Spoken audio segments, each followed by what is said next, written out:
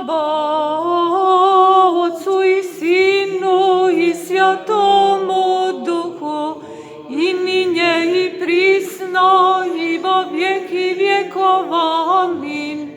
Jedinorodni Sine i slove Boži, besmrtenci, izvoli bi spasenija našego radi.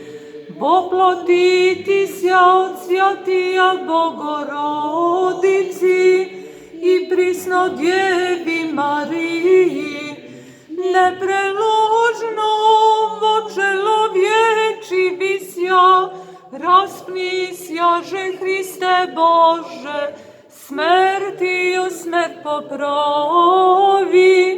Jedinci svjatija Trojici proslavljaje mi, Otcu i Svjatomu